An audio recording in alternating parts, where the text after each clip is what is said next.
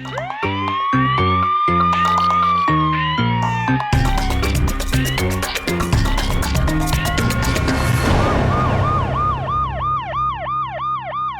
वालेकुम नाज़रीन, प्रोग्राम जुर्म बेनकाब के साथ मैं हूं कैसर खान। नाज़रीन, अक्सर ऐसे वाक़यात सामने आते हैं जिसमें ससुरालियों के तशद्दुद या शोहर के तशद्दुद से कोई हव्वा की बेटी चांद की बाजी हार जाती है।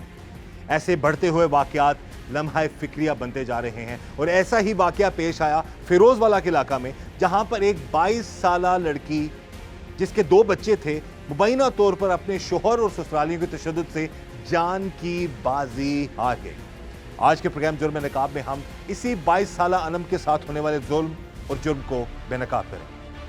इस वक्त जी हमारे साथ मौजूद है मुबैना तौर पर अपने ही शोहर और ससुरालियों के हाथों तशद्दुद का निशाना, तशद्दुद का शिकार बनने के बाद ज़िंदगी की बाजी हारने वाली 22 साला अनम का भाई, और उनसे हम बात करते हैं सारे मामले के हवाले से कि वजह क्या बनी कि 5 साल शादी के सही गुजरे और उसके बाद फिर ऐसी क्या बात हुई कि उसी की शोहर ने मुबैना तौर पर तशद्दुद का निशाना बनाया और फिर वो लड़की जो है वो ज़िंदगी की बाजी हार गई। भाई, सबसे पहले बड़ा अफसोस है हमें आपकी बहन के साथ जो जुल्म हुआ। अब बताइएगा कि शादी किससे हुई थी? कोई रिश्तेदार थे आपके आपस में? ये दूर पार से रिश्तेदारी था। तो क्या करते थे मौसूफ? वो इमाम मस्जिद थे। वो इमाम मस्जिद? हाँ, आलमा फाजा का कोर्स किया था उन्होंने। अच्छा। और डोगर चौक में अभी उसको मस्जिद मिली थी 1 साल पहले। अच्छा। वो अलहदा ही थी अभी। अलहदा रहते थे? जी, अलहदा रहते। अच्छा, कभी आपकी बहन ने बताया हो कि उसके शोहर ने इस पर जुल्म किया है या मारता है, किस तरह का मामला? पहले तो नहीं बताया, 3-4 माह से ही ना ये झगड़ा चल रहा था। मैंने दूसरी शादी करनी है। तो 3-4 माह से क्या कहता था वो? मैंने दूसरी शादी करनी है। वो कहता था? वो कहता था। ठीक है। आप अनपढ़ हो, मैंने आपको जो बहन हुई है? जी, तो मैं यही धमकियाँ लगाता, सामान डालो, आप ही को भी यही कहता। वजह क्या बताता? वजह क्यों शादी क्यों करनी है दूसरी? को आप अनपढ़ हो। मैंने जी, मैंने पढ़ी लिखी है बुलानी है। उसको 5 साल बाद याद आया ये? जी। अच्छा। यही कहता था बार बार, मैंने दूसरी शादी करनी है, आप अनपढ़ हो। 1-2 बार घर में भी झगड़ा करके गया, आप सामान उठा ले, मैंने नहीं रखनी अभी। तो अब वाकई वो मौसूफ हाफ़िज़ कुरान थे? जी, कुरान की तालीम हासिल की हुई? आलमा फाज़ा का कोर्स किया था। अब इस हद तक देखें नाज़रीन के इतना इल्म रखने के बावजूद एक शख्स जो इस हद तक चला जाता है, अगर वो गया है तो ये बड़ा जुल्म है। अच्छा, तो फिर ये आप लोगों ने फिर आपस में उनको सुलह वगैरह कराने की कोशिश की? जी, पहले 8-10 दिन आप इधर ही रही हैं, झगड़ा करके। पहले 5 साल शादी के 5 साल बाद? जी, पहले आप भाई की मंगनी थी, तब आया झगड़ के, अपना बेटा पहले ले गया। फिर हफ्ते बाद आया, फिर झगड़ के हमारे साथ फिर बेटी ले गया। अब बहन आपकी घर पे थी? घर पे। उसको वो छोड़ के गया था? जी, वो सही आया। नहीं, घर आप अपने उसको मेके में आपकी बहन को खुद छोड़ के गया था? छोड़ क्या क्या के छोड़ के गया था? अब भाई की मंगनी थी। आपके भाई की? अच्छा अच्छा अच्छा। कोई छोड़ गया, फिर 3 बजे मेहमान आने थे और 1-1:30 बजे चला गया। ये क्या है कि मैंने निकाह वगैरह पढ़ाना है, मैं आ जाऊँगा। जब वो मेहमान आए, हमने फ़ोन किया, उन्होंने फ़ोन बंद कर दिया। ठीक है, मेहमान वगैरह चला गया, फिर आया तो झगड़ के चला गया हमारे साथ, बेटा भी ले गया। हफ्ते बाद फिर आया। झगड़ा क्यों है? वजह ढूंढ रहा था जान के? वजह यही है, मेरा आपने इंतज़ार नहीं किया, मेहमानों को जाने क्यों दिया। ठीक है, मेहमानों का वेट करते, मैं आता तो फिर काम शुरू कर। अभी हमारे साथ मौजूद है मकतूला की दादी और उनसे हम बात करेंगे कि सारा मामला है क्या। सब तो पहले हमारी सानू बड़ा अफसोस है, ये दसो कितना अरसा हो गया सी तुहाडी पोतरी दी शादी नूं? 5 साल हो गया। 5 साल हो गए? 5 साल होया, 2 बच्चे ने। जवाई करदा की है? वो करदा, वो मस्जिद च पढ़ांदा ही कई कारी साहब ने। ते इल्जाम की लांदा सी? की इल्जाम मैं आही पे तुसी ना साडी इन्हू आख्या पे सी कतल कर देना, मार देना पे आपस वालों, साडे मुंडे वालों। ਅਸੀਂ ਬੱਚੇ ਕਹਿ ਲਏ ਅਸੀਂ ਕਿਉਂ ਕਰਨਾ, ਸਾਡਾ ਭਰੂਜਾ ਸਾਡਾ ਭਰਾ ਸੀ। ਅਸੀਂ ਇੰਨੇ ਚਿਰ ਦੇ ਇਹਨਾਂ ਨੇ ਮੁਹੱਬਤ ਪਿਆਰ, ਸਾਡੀ ਭੈਣ 2 ਬੱਚੇ ਨੇ, ਖੁਸ਼ੀ ਨਾਲ ਆਈ ਹੈ, ਖੁਸ਼ੀ ਨਾਲ ਵੀ ਆਇਆ ਸਾਰੇ ਕਾਰੋਬਾਰ ਕਰਕੇ। ਤੇ ਫਿਰ ਸਾਨੂੰ ਆਕੜ ਦੱਸਦਾ ਪਿਆ ਤੇ ਆਕੜ ਦਾ ਮੁੰਡਾ ਸਾਡਾ ਬੁਗੇ ਬੈਠੇ ਦਾ ਸੀ, ਅਸਲ ਲੰਘ ਕੇ ਗਿਆ, ਐਡੀ ਬੈੱਡ ਤੋਂ ਉੱਠ ਕੇ ਤੇ ਆਦਾ ਵੀ ਮੈਂ ਤੇ ਰੱਖਣੀ ਨਹੀਂ, ਮੈਂ ਇਹਦੀ ਤਲਾਕ ਦੇ ਦੇਣੀ ਆ, ਮੈਂ ਨਹੀਂ ਵਸਾਣੀ ਹੈ। यानी कि छोटी जी गल दा मसला बना के लड़ाई सापा पाता पा दिता। ਅਸੀਂ ਮੈਂ ਤਾਂ ਇਹਨੂੰ ਮਾਫੀ ਤਰਲਾ ਪਾਇਆ, ਮੈਂ ਹੀ ਮਾਫੀ ਤਰਲਾ ਪਾਇਆ। उस टाइम पोतरी ਤੁਹਾਡੀ ਜ਼ਿੰਦਾ ਸਲਾਮਤ ਸੀ? ਆਹੋ, ਜਿੰਦਾ ਘਰ ਹੀ ਸਾਡੇ ਕੋਲ। ਠੀਕ ਹੈ। ਫਿਰ ਚਲਾ ਗਏ, ਫਿਰ ਸਾਡੀ ਪੋਤਰੀ ਇੱਥੇ ਰਹੀ। ਨੇ ਮੇਰਾ ਕਹਿਣਾ ਕਿ ਸੁਲਾ ਮੇਰੀ ਕਰਾ, ਮੇਰੇ ਬੱਚੇ ਮੇਰੇ ਕੋਲ ਸਾਂਭੇ ਨਹੀਂ ਜਾਂਦੇ ਤੇ ਉਹ ਕਹਿੰਦਾ ਉਹ ਕਹਿੰਦਾ ਜਵਾਈ ਤੁਹਾਡਾ? ਹਾਂ, ਬੱਚੇ ਲੈ ਗਿਆ ਸੀ ਬੱਚੇ ਤੀ ਆਪਣੀ ਬੀਵੀ ਇੱਥੇ ਛੱਡ ਗਿਆ ਆ ਚੁੱਕ ਕੇ ਬੱਚੇ ਤੈਨੂੰ ਦੱਸ ਪਹਿਲਾਂ ਮੁੰਡਾ ਲੈ ਫਿਰ ਗਿਆ ਬਾਅਦ ਵਿੱਚ ਕਹਿੰਦਾ ਸੁਲਾਹ ਕਰਾ ਦਿਓ ਕਿ ਮੇਰੇ ਨੂੰ ਬੱਚੇ ਨਹੀਂ ਸਮਝ ਆਉਂਦੇ ਸਾਹਮਣੇ ਜਾਂਦੇ ਉਸ ਠੀਕ। ਮਾਮੇ ਨੂੰ ਕਿਹਾ ਸੁਲਾਹ ਹੋ ਗਈ ਠੀਕ ਹੈ ਉਹ ਚਲੇ ਗਈ ਬੱਚੀ ਹੀ ਤੋਰ ਲੈ ਕੇ ਚਲਾ ਗਿਆ ਉਹ। ਹਾਂ ਲੈ ਕੇ ਚਲੇ ਗਿਆ ਫਿਰ 3-4 ਦਿਨ ਹੋ ਗਿਆ ਤੇ ਫਿਰ ਮੈਂ ਨਾ ਦੁੱਧ ਲੈ ਕੇ ਆਈ ਤੇ ਅੱਗੇ ਬੁਗੇ ਚ ਰੋਣ ਦੇ ਦਾ ਮੈਂ ਕਿਹਾ ਕੀ ਹੋਇਆ ਕਹਿੰਦਾ ਅਨ ਮਰ ਗਏ ਮੈਂ ਕੀ ਹੋਇਆ ਆਸਮ ਕਹਿੰਦਾ ਕਿ ਸਾਡੀ ਭੈਣ ਬੱਚੀ ਦਾ ਨਾਮ ਅਨਮ ਸੀ ਅਨਮ ਸੀ ਉਹਦਾ 22 ਸਾਲ ਉਮਰ ਸੀ ਉਹਦੀ ਹਾਂ 22 ਸਾਲ ਉਮਰ ਸੀ ਤੇ ਸਾਡੇ ਅਨ ਮਰ ਗਈ ਹੈ। ਮੈਂ ਕਿਸ ਤਰ੍ਹਾਂ ਮਰੀ ਕੀ ਹੋਇਆ ਉਹਨੂੰ ਕਹਿੰਦਾ ਪਤਾ ਨਹੀਂ ਉਹਨਾਂ ਕਤਲ ਕਰ ਦਿੱਤੀ ਹੈ ਮਾਰ ਦਿੱਤੀ ਹੈ ਜਿਹੜੇ ਗਈ ਤੇ ਮੇਰੀ ਧੀ ਮੰਜੀ ਤੇ ਪਈ ਦੀ ਹੈ ਤੇ ਸੱਸ ਵੀ ਬੈਠੀ ਸਹੁਰਾ ਵੀ ਬੈਠੇ ਪੁਲਿਸ ਨਾਲ ਵੀ 2-3 ਜੀ ਬੈਠੇ ਨੇ ਮੈਂ ਆਖਿਆ ਮੇਰੀ ਧੀ ਨੂੰ ਕੀਤਾ ਕੀ ਕਿਸ ਤਰ੍ਹਾਂ ਮਰੀ ਹੈ ਕੀ ਹੋਇਆ ਕੀ ਬਣਿਆ ਉਹਨਾਂ ਕਿਨੂੰ ਅਟੈਕ ਹੋ ਗਿਆ ਅੱਛਾ ਕਹਿੰਦਾ ਅਟੈਕ ਹੋ ਹਾਂ ਅਟੈਕ ਹੋ ਗਿਆ ਅਟੈਕ ਕਿਸ ਤਰ੍ਹਾਂ ਹੋਣਾ ਸੀ ਮੇਰੀ ਧੀ ਠੀਕ ਠਾਕ ਰਾਜੀ ਬਾਈ ਮੇਰੇ ਨਾਲ ਕੱਲ ਗੱਲ ਕੀਤੀ ਰਾਜੀ ਬਾਈ ਦੀ ਸੁਣਾਈ ਹੈ ਥੋੜੀ ਜਿਹੀ ਗੱਲ ਹੋਈ ਤੇ ਬੰਦ ਕਰ ਛੜੀਏ ਪਤਾ ਨਹੀਂ ਮੇਰੀ ਧੀ ਨੇ ਜਦ ਕਟੋ ਗਿਆ ਕਿਸ ਤਰ੍ਹਾਂ ਤੇ ਉਹਨੂੰ ਕੀ ਹੋ ਗਿਆ ਬੱਚਿਆਂ ਦੀ ਮਾਂ ਨੂੰ ਤੇ ਰੋਈ ਪਿੱਟੀਆਂ ਤੇ ਬਹਿ ਗਈਆਂ ਤੇ ਉਹਨਾਂ ਚੁੱਕਿਆ ਬੰਨੀ ਬੁੰਨੀ ਪੌੜੀਆਂ ਤੇ ਲਾਈ ਤੇ ਆਪਣੇ ਸਰਸਾਲ ਲਾਗੇ ਘਰ ਸੀ ਉੱਥੇ ਲੈ ਗਏ ਨਾ ਤੇ ਆਂਦੇ ਫਟਾਫਟ ਕਰੋ ਜਿਹੜੇ ਭੈਣ ਭਰਾ ਆਂਦੇ ਤੁਹਾਡੇ ਤੁਸੀਂ ਮੰਗਾ ਲਓ ਤੇ ਅਸੀਂ ਕਵਰ ਕਢਾਈਏ ਪਾਣੀ ਦਿੱਤਾ ਧਰੋਂ ਦਫਨਾਈਏ। इस वक्त जी हमारे साथ मौजूद हैं अनम की जो हमसाई हैं और अनम के साथ जो जुल्म किया गया मुबैना तौर पर उसे उसके शौहर ने बड़ी बेरहमी से कत्ल कर दिया। बात करते हैं इनसे इस सारे मामले के हवाले से। बहन जी बताइएगा ज़रा अनम के हवाले से बताइएगा, उसके बाद फिर उसके ससुरालियों के जुल्म के हवाले से बताइएगा। सर अनम बहुत अच्छी लड़की थी, कभी वो फजूल घर से बाहर नहीं निकली थी। ठीक है, उसने अपने दहेज का जो सामान अपनी मेहनत करके बनाया था, ठीक है ना, वो घर पे मेहनत करती थी। ठीक है, आज उसके साथ ये सब हुआ, कल को हमारी बच्चियों के साथ भी ऐसे ही होगा। तो शादी को कितना अर्सा हो गया था? 5 साल हो गए थे उसकी शादी को। शादी को। तो क्या झगड़ा क्या था इनका आपस में कि किस बात पे? कभी वो मामला कहता खराब था हुए कि ये अनपढ़ अगवार है, ठीक है ना, मुझे कोई पढ़ी लिखी चाहिए। कभी वो कहता था मैंने दूसरी शादी करनी है। ठीक है, ये सब उसको पहले नज़र नहीं आता था कि ये अनपढ़ है, ये पढ़ी लिखी नहीं है, ये गरीब ख़ानदान से तलक रखती है, इसका बाप नहीं है, ये सब उसको पहले नज़र नहीं आता था।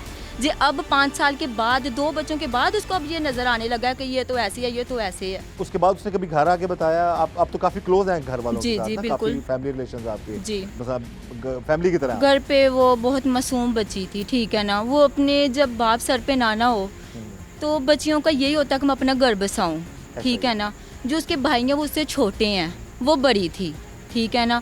अभी उसकी उम्र क्या थी, 20-22 साल की वो बच्ची थी, यानी कि 17 साल की जब उसकी शादी होगी जी, ठीक है और ना। 22 साल की उम्र में 2 बच्चों की माँ और फिर उसको मुबैना और फिर तो उसको- ससुराल का तो मारी भी गई। जी, अच्छा, है। तो ये थोड़ा सा बता दें कि जब वो यहाँ पर आई थी जी। घर में, तो यहाँ से कब लेके गया वो, क्यों आई थी वो? सर, उसने कभी तकरीबन आपको बताया मेरी कि कितना उसको जुल्म करता 10-15 दिन पहले उससे मुलाकात हुई थी, मैं इधर ही आई थी, वो आई हुई थी, ठीक ठीक है। है। मैं उससे मिली हूँ, मैंने उससे पूछा, मैंने कहा नम कैसी हो, अपने घर खुश हो? वो चुप रही है, उसने मुझे बताया नहीं है, ठीक है ना। उसकी अम्मी बोली, उसने कहा कि बस ठीक है, शुक्र अल्लाह का। हाँ या ना में जवाब नहीं दिया नहीं, उसने? उसने सही जवाब होती तो नहीं कहती दिया। मैं खुश हूँ। खुश हूँ, ठीक है। बच्ची उसके दोस्त, मैंने पूछा, मैंने कहा ये बच्चा कितने साल का? कहती है 4 साल का बेटा है और ये 7 माह की मेरी बेटी है, ठीक है ना। वो 7 माह की बेटी जो है वो माँ के बगैर अब कैसे पलेगी, आप बताएं। क्या ज़िंदगी उस मासूम बच्ची की, क्या कसूर है उन बच्चों का जिनके साथ उसके बाप ने, सगे बाप ने ये सब किया।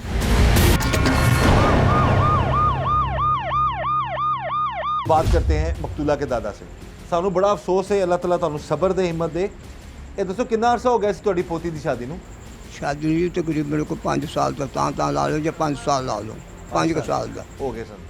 ये लड़ाई झगड़ा कदों दा शुरू होया? ਲੜਾਈ ਝਗੜਾ ਤਕਰੀਬਨ 2-3 ਮਹੀਨੇ ਦਾ उस तो पहले ਲੜਾਈ ਝਗੜਾ ਕੋਈ ਵੀ ਨਹੀਂ, ਸਿਰਫ ਇਹ ਇੰਤਸ਼ਾਰ ਘਰ 'ਚ ਹੋ ਜਾਂਦੇ ਨੇ। ਇਹਨਾਂ ਦੀ ਜਿਹੜੀ ਸੀ ਨਾ ਮੁੰਡੇ ਦੀ ਮਾਂ, ਉਹ ਮਤਲਬ ਇਹ ਹੈ ਭਈ ਲਾਰਾ ਪਾਰਾ ਉਹਦਾ ਕਰਦੀ ਰਹਿੰਦੀ ਹੈ, ਬੱਕ ਬਕਵਾ ਕਰਦੀ ਰਹੀ ਆ। ਅਕਸਰ ਧੀਆਂ ਜਦੋਂ ਵਸਣੀਆਂ ਉਹ ਮਾਂ ਦੀ ਸੱਸ ਦੀ ਕੋਈ ਮਤਲਬ ਜੋ ਆ ਕੇ ਆ ਗਿਆ, ਜੋ ਵੀ ਮਤਲਬ ਬਦਕਲਾਮੀ ਕੀਤੀ ਕਰ ਲਈ।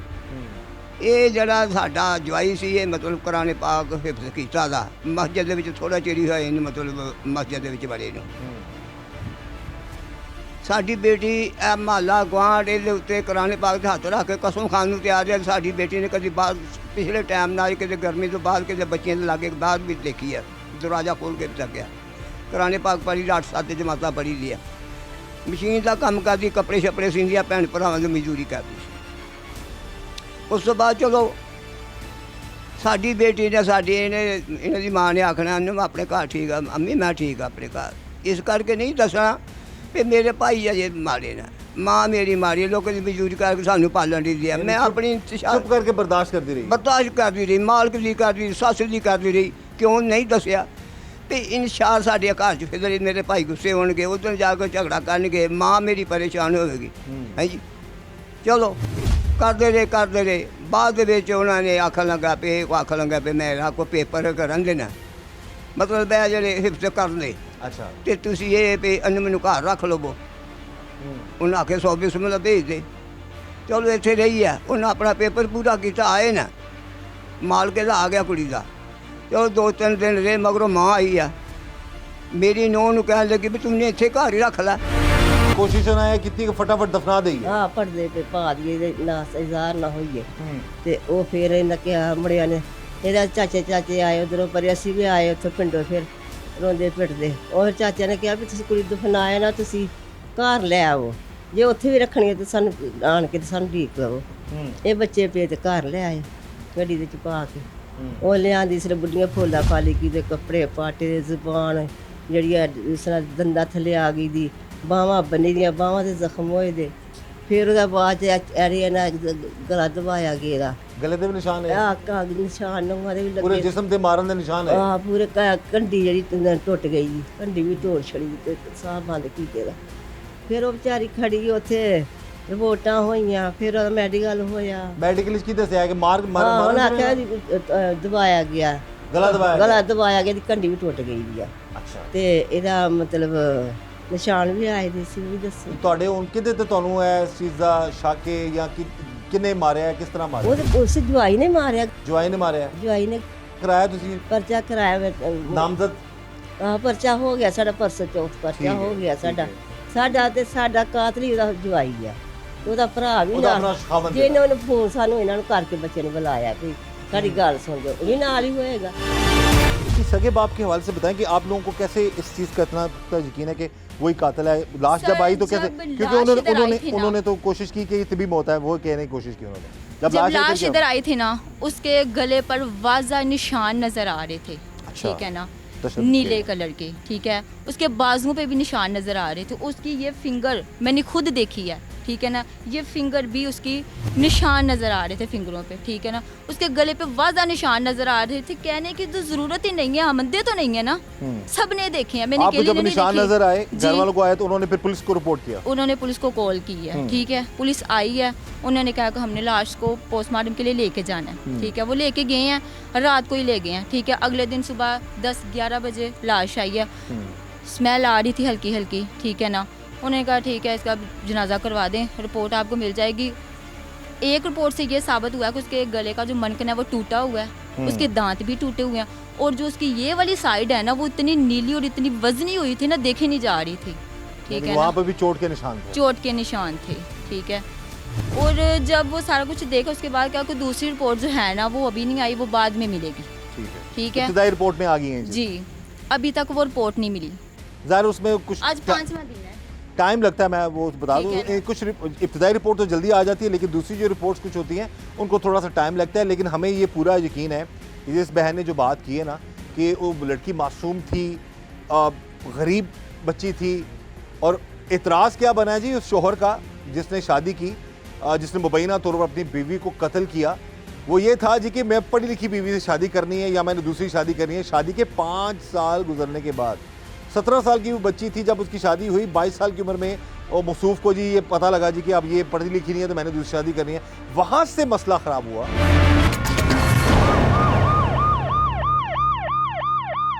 इससे पहले शादी की बात उसके दिन में चल रही थी कि दूसरी वो शादी करनी। 3-4 माह पहले ही धमकी लगाना ये शुरू की। एक हफ्ते बाद अपने मामू को लेके आया, दादा वो भी इधर आए थे। जो बेटी जब लेके गया झगड़ा करके, दादा वो भी हमारे इधर ही थे। फिर अपने मामू को उन्होंने भेजा दादा बुक ने फतेहपुर। अच्छा, उधर आया यार बच्चे बहुत तंग कर रहे हैं और आए आपकी मेहरबानी हमारी सुलह करवाएं। फिर दादा वो फिर आए हैं, सुलह वगैरह कर लिया, सही चला गए हैं।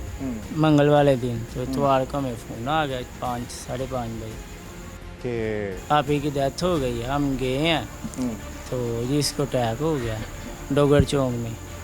तो फिर उधर से लाश ले गए, फजल पहाड़ा के ले गया, तो उधर से हम फिर लाश ले आए। तो आपको फिर कैसे शक हुआ कि उसकी हार्ट अटैक से मौत नहीं हुई? शक इधर मुंह में वो रूंद दिया था ना, वो निकाला तो बहुत ज़्यादा ब्लड आया उन्हें। फिर हमने चेक किया, दांत भी टूटे थे, इधर कलाइयों में भी निशान थे रस्सी के, गले में भी निशान जी। था? फिर हमने 15 कॉल किया, अच्छा। तो फिर वो ले गए हैं। फिर हमने पोस्टमार्टम कराया, उन्होंने कहा इसकी गले की हड्डी तोड़ी हुई है, गले की हड्डी टूटी है जी। अच्छा। फिर 2 दिन बाद हमारा पर्चा जाके हुआ उन्होंने, आपने FIR करवा दी, पुलिस ने करवा कर दी FIR, और उसमें आपने नामजद करवाया उसके जी। शोहर को? फिर 2 दिन बाद उन्होंने पर्चा किया हमारा।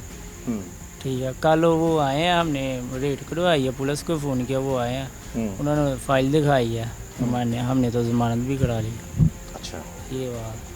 तो अब आप क्या कहना चाहेंगे आला अफसरान को कि सारे मामले के हवाले से? हम यही कहना चाहते हैं, हमें इंसाफ चाहिए, जैसे हमारी आपी के साथ हो उसके साथ भी ऐसा ही हो। ये जी ये जो ज़मानत का वक्त मिल जाता है ऐसे जुल्म करने वालों को, ये बड़ा एक लम्हा फ़िक्रिया है, और हम यही गुजारिश करेंगे कि ऐसे जो क्राइम होते हैं, ऐसा जो जुल्म होता है किसी की बेटी के साथ, किसी के साथ भी, किसी मजलूम के साथ भी, तो ये ऐसे जालिमों को मौका नहीं मिलना चाहिए, टाइम नहीं मिलना चाहिए कि वो ज़मानत करा लें और फिर वो आज़ाद घूमते फिरें। तो हम यही गुजारिश करेंगे इस केस की तफ्तीश मेरिट पर होनी चाहिए, और उसके बाद जो मामला जो सामने आए उसमें अगर वो शख्स उससे जुल्म किया, अपनी बीवी पर उसको कत्ल किया है, उसको कानून के मुताबिक सज़ाए मौत मिलनी चाहिए। हम ये गुजारिश करेंगे आला हुकाम से कि इस मजलूम ख़ानदान को, इनको इंसाफ मिले, ताकि कभी कोई किसी के साथ, किसी की बेटी के साथ ऐसा जुल्म ना करे। पुलिस ਤੁਹਾਨੂੰ ਕੀ ਕਹਿੰਦੀ ਤੇ ਹੈ? ਪੁਲਿਸ ਸਾਨੂੰ ਕੁਝ ਵੀ ਨਹੀਂ ਕਹਿੰਦੀ। ਫਿਰ ਉਹਨਾਂ ਨੂੰ ਕਿਹਾ ਸੀ ਪਰਚਾ ਹੋ ਗਿਆ ਤੇ ਪਰਚਾ ਹੋ ਗਿਆ ਤੇ ਫੜੋ ਨੇ? ਤੁਸੀਂ, ਫੜੋ ਵੀ ਤੁਸੀਂ। ਅੱਛਾ। ਫਿਰ ਕੱਲ ਪਤਾ ਲੱਗਾ ਵੀ ਇਹ ਉਹਨਾਂ ਬੂਹੇ ਬਾਹਰ ਖੋਲ ਕੇ ਧਿਆਨ ਬੜੇ ਨਾ। ਮੇਰਾ ਪੁੱਤਰ ਆਏ ਦੇ ਸੀ, ਸਾਰੇ ਮੁੰਡੇ ਆ ਇਕੱਠੇ ਹੋਏ ਦੇ, ਆਪਣੇ ਭਰਾ ਭਰੂਸਰਾ ਚਲੇ ਗਏ, ਇਹਦੇ ਕੁੜੀ ਦੇ ਭਰਾ ਚਲੇ ਗਏ ਉੱਥੇ, ਤੇ ਅੱਗੇ ਬੂਹਾ ਖੋਲ ਕੇ ਅੰਦਰ ਲੇਟੇ ਦੇ। ਫਿਰ ਪੁਲਿਸ ਨੇ ਫੋਨ ਕੀਤਾ, ਪੁਲਿਸ ਆਈ ਆ, ਉਹਨਾਂ ਠੋਡ ਮਾਰ ਕੇ ਅੰਦਰ ਗਏ ਨਾ। ਉਹਨਾਂ ਨੇ ਕਿਹਾ ਵੀ ਕੀ ਗੱਲ ਹੈ, ਇਹ ਬਾਹਰ ਨਿਕਲੋ। ਉਹਨਾਂ ਬਾਹਰ ਨਿਕਲਿਆ, ਸਾਡੇ ਕੋਲ ਪਰਚਾ ਇਸ ਜ਼ਮਾਨਤ ਕਰਾ लिया, तो ਤਾਂ आएगा पहला जमानत करा दी। पहले जमानत से करा। अब यहाँ पर जी गुजारिश है हमारी कानून बनाने वालों और कानून नाफिज करने वालों से, बड़ी मुअद्दबाना गुजारिश है कि एक तो जुल्म होता है गरीबों पे, मासूम लोग हैं, ये शरीफ लोग हैं, गरीब लोग हैं, और बेटी वाले हैं। अल्लाह ताला सब की बेटियों के नसीब अच्छे करे, लेकिन इनके साथ जो जुल्म हुआ वो ये कि एक तो मुबैना तौर पर इनकी जो पोती है और इस घर की जो बेटी है, उसको उसके शोहर ने और उसके साथ ससुरालियों ने मुबैना तौर पर उसको जो कत्ल किया, और कत्ल करने के बाद होता ये है कि फिर ज़मानत हो जाती है कबल इस गिरफ्तारी। ज़मानत जो खारिज होएगी, फिर पुलिस सानू उम्मीद है कि इंशाल्लाह कार्रवाई ज़रूर करेगी, क्योंकि ज़मानत अगर हो जाती फिर उस टाइम तो नहीं फड़ सकती पुलिस। तो ज़मानत जो ख़त्म होएगी तो सानू उम्मीद है कि इंशाल्लाह ताला पुलिस जी ज़रूर जो है ना फड़ लेगी। बच्चे उनके दे कोल ने छोटे ਬੱਚੇ ਅਸੀਂ ਉੱਥੇ ਹੀ ਬੱਚੇ ਅਸੀਂ ਕੀ ਕਰਨੇ, ਬੱਚੇ ਉਹਨਾਂ ਕੋਲ ਹੀ ਨੇ, ਉਹਨਾਂ ਕੋਲ ਉਹਨਾਂ ਕੋਲ ਹੀ ਨੇ ਬੱਚੇ। ਜਿਹੜੀ ਪੋਤੀ ਤੁਹਾਡੀ ਆਪਣੇ ਇੱਥੇ ਘਰ ਆ ਗਈ ਸੀ, ਘਰ ਆ ਗਈ ਹੁਣ ਭੇਜੀ ਤੇ ਮੈਂ ਇਜਾਜ਼ਤ ਲੈ ਕੇ ਆਈ ਹੈ ਆਜ਼ਾਦ ਆਪਣੇ ਖਾਵਨ ਕੋਲ ਇਜਾਜ਼ਤ ਲੈ ਕੇ ਆਈ। ਪੇਪਰ ਜੀ ਦੇਣੀ, ਉਹ ਜਿਹੜੇ ਕਰਾਣੇ ਪਾਕ ਦੇ ਸਕਲ ਕੋਈ ਪੇਪਰ ਆਂਦੇ ਪੜਨ ਵਾਲਾ, ਠੀਕ ਹੈ। ਤੇ ਤੁਸੀਂ ਇਹਨੂੰ ਘਰ ਰੱਖ ਲਓ, ਕੋਈ ਬੱਚੀ ਆ, ਬੱਚਾ ਕਿਹਨੂੰ ਸਾਂਭਣਾ? ਇਹ ਉਹਨੇ ਕਿਹਾ ਤੁਹਾਡੇ ਜਵਾਈ ਨੇ, ਉਹਦੇ ਮਾਂ ਜਵਾਈ ਨੇ, ਸਾਡੇ ਨੇ, ਉਹਦੇ ਖਾਵੰਦ ਨੇ ਕਿਹਾ। ਖਾਂਦੇ ਨੇ। ਚਲੋ ਇੱਥੇ ਆ ਗਈ, ਠੀਕ ਹੁਣ ਜਿਹੜੇ ਪੇਪਰ ਪੂਰੇ ਕਰ ਲਏ ਨਾ, ਉਹ ਆ ਗਿਆ। ਅਕਸਰ ਬੱਚੇ ਆਪਣੇ ਕਰਨੇ ਸੀ, ਉਹ ਦਿਹਾੜੀ ਲਿਆ, ਉਹਨਾਂ ਆ ਕੇ ਚਲੋ ਹਫਸਾ ਕੋਈ ਗੱਲ ਨਹੀਂ, ਤੂੰ ਮਹੀਨਾ ਰਹੋ, 2 ਦਿਨ ਰਹੋ, 4 ਦਿਨ ਆਖਾ ਨਹੀਂ ਮਾਂ ਜੀ ਮੈਂ ਜਾਣਾ, ਉਹਨਾਂ ਆਖੇ ਵੀ ਸੋਬੇ ਸੁਣਰਾ ਲੈ ਜਾਓ। ਮਗਰ ਉਹ ਮਾਂ ਆ ਗਈ ਬੜਾ ਭਾਰੀ, ਉਹਨਾਂ ਆਖਿਆ ਇੱਥੇ ਬਹਿ ਰਹਿਣਾ, ਇਹਨਾਂ ਕੋਲ ਹੀ ਬਹਿ ਰਹਿਣਾ, ਇੱਥੇ ਰਹੋ, ਘਰ ਜਵਾਈ ਰਹੋ। ਉਹਨਾਂ ਆਖਿਆ ਕੋਈ ਗੱਲ, ਘਰ ਜਵਾਈ ਤੇ ਤਾਂ ਰਹੇ ਵੀ ਤੁਹਾਡਾ ਪਿਛਲਾ ਪਾਸਾ ਨਾ ਹੋਵੇ। ਕੋਈ ਨਹੀਂ, ਉਹ ਲੈ ਗਿਆ, ਬੱਚੀ ਵੀ ਲੈ ਗਈ, ਬੱਚਾ ਵੀ ਲੈ ਗਿਆ। ਬਾਅਦ ਵਿੱਚ ਇਹਨਾਂ ਲੱਗੇ ਤੇ ਆਪਸ ਵਿੱਚ ਮਾਂ ਦਾ ਝਗੜਾ ਪਿਆ, ਪਿਓ ਪੁੱਤਰ ਦਾ ਝਗੜਾ ਪਿਆ। ਇਹ ਮੈਂ ਨਹੀਂ ਸੀ ਲਿਆਉਣੀ, ਤੂੰ ਮਾਂ ਲਿਆਂਦੀ। ਉਹਨੇ ਆਖਿਆ ਮੈਂ ਤੇਰਾ ਭਲਾ ਕੀਤਾ, ਮੈਂ ਬੱਚੇ ਨਹੀਂ ਤੇਰੇ ਖਿਡਾਉਣ ਜੋਗੀ। ਉਹਨੇ ਆਖਿਆ ਤੂੰ ਬੱਚੇ ਨਹੀਂ ਖਿਡਾਉਣੀ, ਮੈਂ ਨਹੀਂ ਰੱਖਣੀ। ਮੈਂ ਤਾਂ ਉਹਨਾਂ ਨੂੰ ਅੱਗੇ ਵੀ ਚਾਲਕ ਦੇ ਕੇ ਆਈ ਵੀ ਆਪਣਾ ਸਮਾਨ ਲਾਵੇ, ਮੈਂ ਨਹੀਂ ਰੱਖਣੀ। ਉਹ ਖਾਵੰਦ ਕਹਿੰਦਾ, ਖਾਮਦ ਕਹਿੰਦਾ। ਉਹ ਕਿਉਂ ਇੰਨਾ ਕਿਉਂ ਨਾਰਾਜ਼ ਹੋ ਗਿਆ? ਨਾਰਾਜ਼ ਇਹ ਵੀ ਮੈਂ ਕੁਰਾਨ ਪਾਕ ਹਿਫਜ਼ ਕਰਨ ਵਾਲੀ, ਮੈਂ ਹਾਫਜ਼ ਕੁਰਾਨ ਲੈਣੀ, ਤੁਸੀਂ ਮੈਨੂੰ ਇਹ ਕਰਾ ਦਿੱਤੀ ਵੀ ਜੋ ਹਾਫਜ਼ ਕੁਰਾਨ ਕਰਨ ਤੋਂ ਪਹਿਲੇ ਕਿਉਂ ਕੀਤਾ, ਕਿਉਂ ਬੰਨਿਆ? ਤੂੰ ਆਦਾ ਵੀ ਮੈਂ ਨਹੀਂ ਕਰਨੀ, ਮੈਂ ਹਾਫਜ਼ ਕੁਰਾਨ ਲੱਭਣੀ ਆ। ਹਾਂਜੀ, ਉਹ ਲੱਭ ਲੈਂਦੇ। ਠੀਕ ਹੈ। ਅਸਾਂ ਪਹਿਲੇ ਜੇ ਕਰ ਲਿਆ ਤਾਂ ਨਿਭਾਓ, ਹਾਂ, ਜੇ ਕਰ ਲਿਆ ਤਾਂ ਨਿਭਾਉਂਦਾ ਨਾ। ਨਿਭਾਉਂਦਾ। ਹਾਂਜੀ, ਅੱਛਾ। ਚਲੋ ਉਹਨਾਂ ਨੇ ਇਹ ਆ ਵੀ ਖੁਦੋਂ ਪਰੀ ਰਹੀ ਪਈ ਸੀ। ਉਹਨੇ ਆਖਿਆ ਵੀ ਆਪਣੇ ਬੱਚੇ ਸਾਂਭ, ਉਹਨੇ ਆਖਿਆ ਮੈਂ ਨਹੀਂ ਬੱਚੇ ਸਾਂਭਦੀ, ਤੂੰ ਆਪਣੇ ਬੱਚੇ ਸਾਂਭ, ਮੇਰੇ ਵਾਸਤੇ ਮਾਰ ਛਾੜ ਰਹਿਣ ਦੇ, ਇਹਨੂੰ ਮਾਰ ਛਾੜ, ਆਪਣੀ ਬੀਵੀ ਨੂੰ ਰਹਿਣ ਦੇ। ਉਹਨੇ ਆਖਿਆ ਚਲੋ ਜੇ ਤੂੰ ਆਖਦੀ ਤਾਂ ਮੈਂ ਮਾਰ ਛੱਡਣਾ। ਉਹਨੂੰ ਮਾਰ ਛੜੀ, ਰਗਾਂ ਕੁੱਟੀਆਂ ਨੇ, ਬਾਂਹ ਬੰਨੀ ਆ।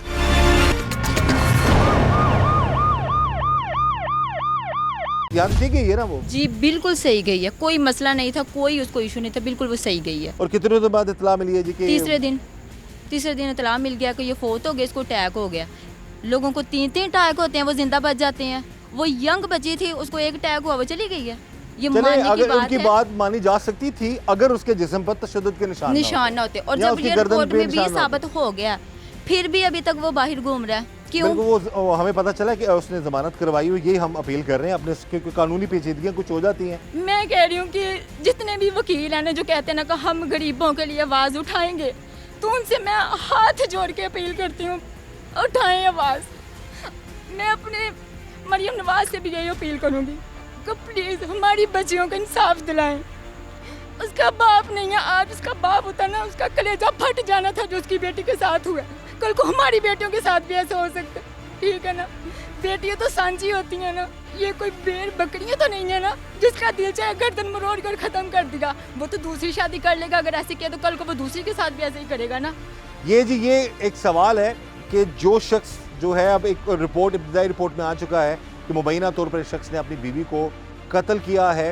ये बहन जो बता रही हैं कि वो लड़की बड़ी मासूम थी, बड़ा वो कहते हैं ना कि उसने मुश्किल टाइम गुजारा अपने ससुराल में, लेकिन कभी उसने अपने छोटे भाइयों को नहीं बताया क्योंकि घर में वो बड़ी थी, भाई उससे छोटे थे, वालिद जो है वो थे नहीं, वालदा थी। तो सारे मामलात को मद्देनज़र रखते हुए वो ये इन हालात का सामना करती रही, लेकिन उस पर जुल्म जो हुआ है कि मुबैना तौर पर जितना तशद्दुद हुआ, उसके बाद उसकी जान चली गई। लड़की के घर वालों ने, उसके हमसायों ने, घर वालों ने इस चीज़ को देखा, पुलिस को रिपोर्ट किया। अब इनका यही गुजारिश है कि वो लोग आज़ाद घूम रहे हैं और हमें पता चला है जी कि उस शख्स ने ज़मानत करवा ली है, तो हम यही गुजारिश करेंगे पुलिस अफसरान से कि इस केस की तफ्तीश मेरिट पर करें और इस चीज़ पर फोकस करें कि जो ही उसकी ज़मानत ख़त्म हो उसको कानून की हिरासत में लेके उस पर कानून के मुताबिक तफ्तीश करें, और उसके बाद अगर वो साबित होता है कि उस शख्स ने इतना जुल्म किया है और कत्ल किया अपनी बीवी को, उसको कानून के मुताबिक इबरत का निशान बनाया जाए। मारन का किने क्या है कि कुड़ी नूं मार दें, ਉਹਦੀ ਮਾਂ ਨੇ तो क्या मेरे वास्ते हुण बच्चे तेरे कोल आ गए ना, अपने मेरे वास्ते भावें अपनी बीबी नूं मार छड़ रहन ते मैं लैन दी, मैं करा छड़िया, हुण मेरे वास्ते रख जा भावें मार। उन्होंने अथों नकोड़ा फड़िया, तीली हुंदी ना नखले च, उन्हें सुना मरोड़ी लिया, रगा कुटी लिया ना, आ बांह बनी लिया बाजू एक है जी। ਉੱਥੇ ਆਪਰੇਸ਼ਨ ਜਦੋਂ ਕੀਤਾ ਬੱਚੇ ਦਾ, ਗਾਟਾ ਬਣਿਆ, ਦੱਸਿਆ ਰਿਪੋਰਟ ਆਈ ਤਾਂ ਇਹਦਾ ਗਾਟਾ ਭੰਨ ਕੇ ਫਿਰ ਮੌਤ ਦੀ ਬੱਚੀ ਦੀ ਕੀਤੀ ਹੈ। अच्छा, ਗਾਟਾ ਬਣਿਆ यानी को नूं मारिया गया बकायदा तौर पे, ਮਾਰਿਆ ਗਿਆ, बकोल ਤੁਹਾਡੇ ਬੈਨਾ ਤੌਰ ਤੇ ਸ਼ੋਰ ਨੇ ਮਾਰਿਆ, ਖਾਵਨ ਨੇ। ਸ਼ੋਰ ਨੇ ਮਾਰੇ ਹਾਂ ਜੀ। ਔਰ ਇਹ ਸਮਝ ਮਾਂ ਨੇ ਇੱਕ ਚਕਮਾ ਦਿੱਤਾ, ਜਾਂ ਭਰਾ ਨਾਲ ਸੀ ਉਹਦੇ, ਹਾਮੀ ਕੱਲਾ ਨਹੀਂ ਮਾਰ ਸਕਦਾ, ਨਾਲ ਸਾਥੀ ਹੋਇਆ ਤੇ ਫਿਰ ਉਹ ਮਾਰੀ ਗਈ ਹੈ ਬੱਚੀ ਹੈ ਜੀ। ਜਦੋਂ ਰਿਪੋਰਟ ਉਹਦੀ ਆਈ ਤੇ ਇਹਦਾ ਮਣਕਾ ਜਿਹੜਾ ਭੱਜਿਆ ਗਿਆ, ਮਣਕਾ ਭੱਜ ਕੇ ਤੇ ਫਿਰ ਇਹਦੀ ਮੌਤ ਕੀਤੀ ਗਈ ਹੈ ਬੱਚੀ ਦੀ। ਅਸਲ ਨਕੌੜਾ ਭੰਨਿਆ ਦਾ, ਹੱਥੀਲੀ ਵਿੱਚ ਭੱਜੀ ਗਿਆ, ਗੂੰਠੇ ਦਾ ਨਿਸ਼ਾਨ ਲੱਗਾ ਦਾ ਲਗਾਉਂਦੇ ਸੀ, ਬਾਂਹ ਦੇ ਉੱਤੇ ਜ਼ਖਮ ਹੋਇਆ ਦਾ, ਕਮੀਜ਼ ਹੱਥੋਂ ਪਾਟੀ ਦੀ, ਕਿਸ ਹਾਲਾਤ ਨਾਲ ਮਾਰੀ ਗਈ, ਜ਼ਬਰਦਸਤੀ ਮਾਰੀ ਗਈ, ਬੇਗੁਨਾਹ ਹੋ ਕੇ ਮਾਰੀ ਗਈ ਹੈ ਜੀ। ਲਿਆ ਜਾਏ ਵੀ ਜਨਾਬ ਤੁਹਾਡੇ ਅੱਗੇ ਗੁਜ਼ਾਰਿਸ਼ ਆ ਵੀ ਤੁਸੀਂ ਮਤਲਬ ਨਮਾਜ਼ ਦੇ ਕੇ ਪਲੀਜ਼ ਅਪੀਲ ਕਰੋ ਵੀ ਬਦਲਾ, ਖੂਨ ਦਾ ਬਦਲਾ ਤੁਸੀਂ ਦੱਸਿਆ ਦਾ ਵੀ ਜਿਹੜਾ ਸ਼ਰਾਬੀ ਨਸ਼ਈ ਪਾਊਡਰ ਜਾਂ ਕੋਈ ਵੀ ਉਹਨੂੰ ਸਾਹਮਣੇ ਸਰੇਆਮ ਗੋਲੀ ਮਾਰ ਦਿਓ ਹੈ ਜੀ। ਚੋਰ ਚੱਕਾ ਕੋਈ ਵੀ ਹੈ, ਕਾਤਲ ਹੈ, ਉਹਨੂੰ ਗੋਲੀ ਮਾਰ ਦਿਓ, ਇਹ ਕਾਤਲ ਹੈ।